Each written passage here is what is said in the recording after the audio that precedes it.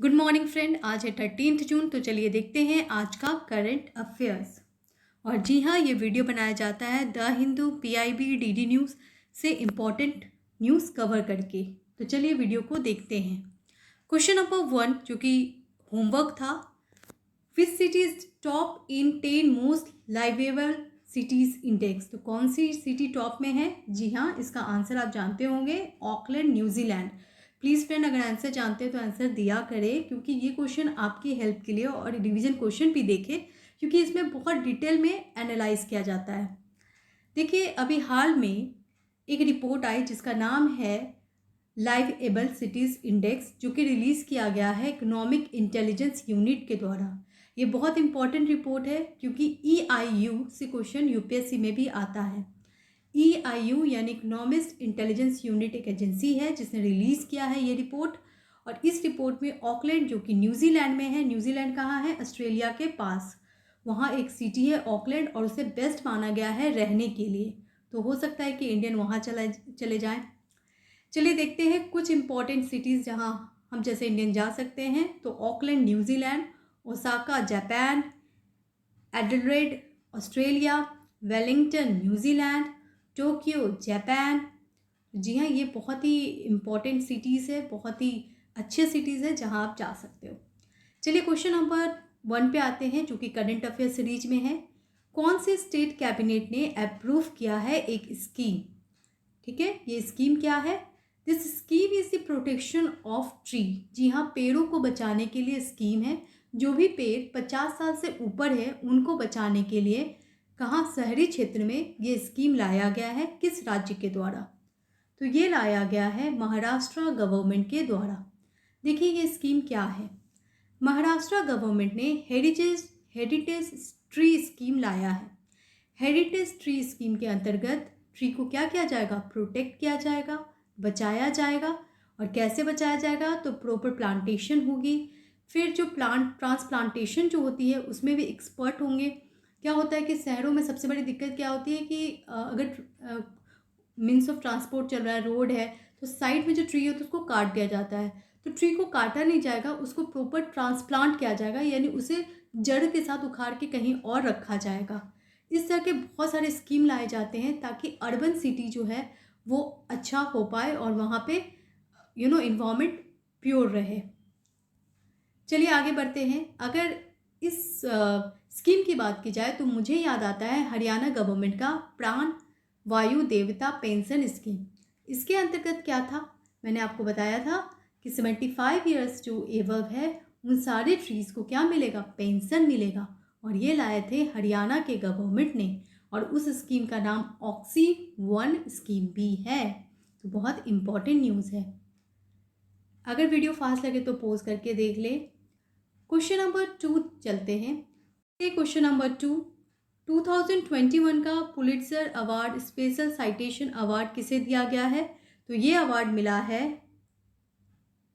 डानिला फ्रेज़ियर को। डानिला फ्रेज़ियर कौन है? थोड़ा जानते हैं। ये एक जर्नलिस्ट हैं जिन्होंने अभी हाल में एक non white American George flied की मर्डर केस को पूरा रिपोर्ट किया था। तो ये जो अवार्ड होता है पुलिट्जर अवार्ड, वो दिया जाता है जर्नलिज्म के लिए, और ये मिला है एक फॉरनर डानिला फ्रेज़ियर को, जो कि रिपोर्ट की थी non white American George Floyd के मर्डर केस को, और इसीलिए इनको ये अवार्ड मिला है, डानिला फ्रेज़ियर को। याद रखिएगा। क्वेश्चन नंबर 3 पे आते हैं, बहुत इंपॉर्टेंट है। Envision is the mission of. Envision किसका मिशन है? तो ये मिशन है यूरोपियन स्पेस एजेंसी का। देखिए क्या है ये मिशन? ये एक्चुअली वेनस मिशन है।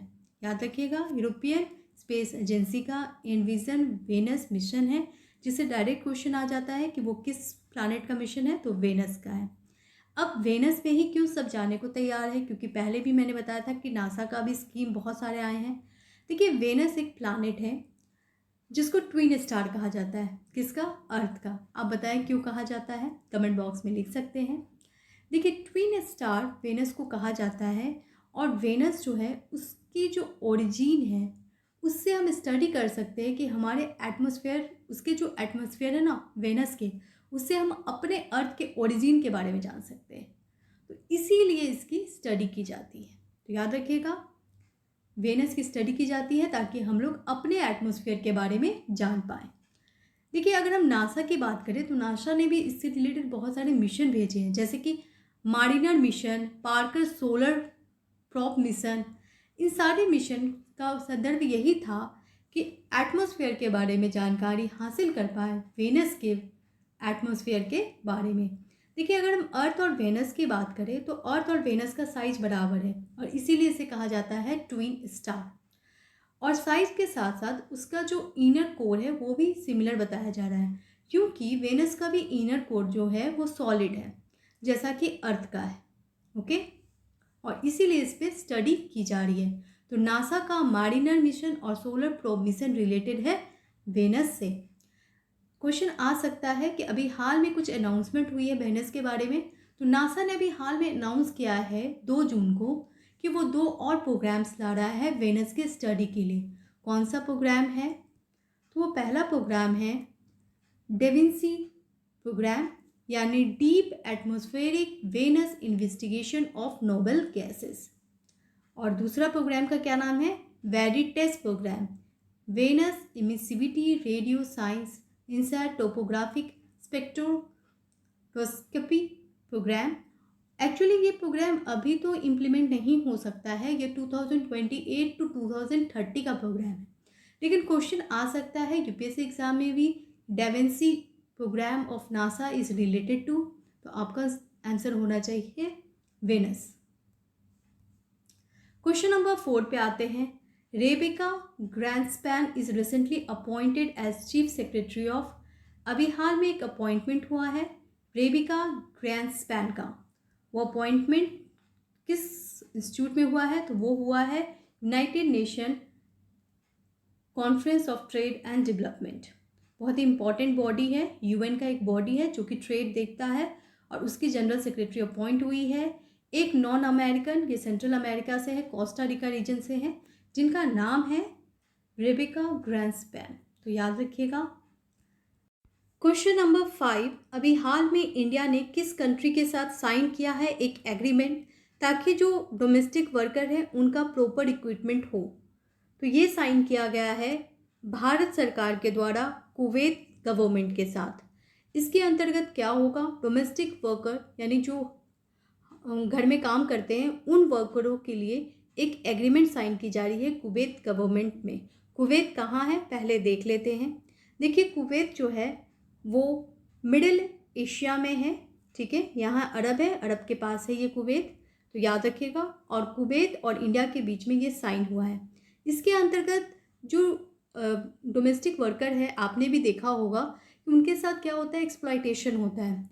तो ऐसे में वो डोमेस्टिक वर्कर के प्रोटेक्शन के लिए भारत सरकार ने ये पहल उठाई है कुवैत गवर्नमेंट के साथ, ताकि उनका प्रॉपर रिक्रूटमेंट हो और वो आराम से जा सके और वहाँ रह पाए। क्वेश्चन नंबर 6 पे आते हैं। National defence university that recently deal with national security guard is at. अभी हाल में एक नेशनल डिफेंस यूनिवर्सिटी ने नेशनल सिक्योरिटी गार्ड के साथ एग्रीमेंट किया है। वो कौन सा नेशनल डिफेंस यूनिवर्सिटी है? तो वो है गांधीनगर। जी हाँ, गांधीनगर ने क्या किया है देखते हैं। गांधीनगर ने नेशनल डिफेंस सिक्योरिटी गार्ड जो है उनके साथ डील किया है नेशनल डिफेंस यूनिवर्सिटी गांधीनगर ने। क्या डीलिंग है? ये डीलिंग ये है कि नेशनल सिक्योरिटी गार्ड को स्ट्रॉन्ग बनाना है और उसके लिए उसकी पढ़ाई करनी होगी। तो कौन सी पढ़ाई करनी है? तो कुछ कोर्सेज इंक्लूड किए हैं जो कि टेररिज्म के अगेंस्ट, हाईजैक के अगेंस्ट कैसे स्टेप लिया जाए वो पढ़ाया जाएगा। कहाँ? नेशनल डिफेंस यूनिवर्सिटी गांधीनगर में। क्वेश्चन नंबर 7 पे आते हैं। World day against child labour is celebrated on. अभी हाल में world day against child labour celebrate किया गया है, कहाँ और कब? तो ये सेलिब्रेट किया गया है 12 जून को पूरे वर्ल्ड में। देखिए, world day against child labour का स्टार्ट कब किया गया था?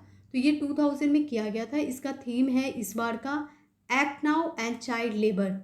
बहुत अच्छा थीम है, act now and child labour. देखिए, 2021 यानी ये साल को international year of elimination of child labour भी बताया जा रहा है, ठीक है। तो बहुत ही अच्छा थीम है इस साल का 2021 का, elimination of child labour. World day against child labour कब मनाया जाता है? तो याद रखिएगा 12 जून। देखिए, ये बनाया जाता है इंटरनेशनल लेबर ऑर्गेनाइजेशन के द्वारा। ये कब बना था? ये बना था 1919 में, यानी फर्स्ट वर्ल्ड वॉर के टाइम में। ये बहुत ही इम्पॉर्टेंट बॉडी है और ये देखता है लेबर मूवमेंट को और लेबर के रिलेटेड प्रॉब्लम्स को। इंडिया क्या इसका फाउंडिंग मेंबर था? तो जी हाँ, इंडिया इसका फाउंडिंग मेंबर था। नो डाउट उस टाइम ब्रिटिश इंडिया था, तो याद रखिएगा। चलिए क्वेश्चन नंबर 8 पे आते हैं। जेना 6.0 क्या है, जो कि काफ़ी ज़्यादा न्यूज़ में है? Yes, it is robot. ये एक रोबोट है जो कि मेक इन इंडिया इनिशिएटिव के द्वारा बनाया गया है। ये बनाया गया है किसके द्वारा? क्वेश्चन आ सकता है।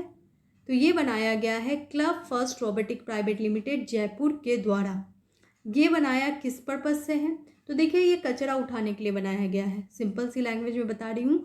Robot to clean sewage, sewage को क्लीन करने के लिए बनाया गया है, क्योंकि ये 100 kg गार्बेज एक बार में उठा पाएगा और 15 किलोमीटर अंदर धरती के जा सकता है।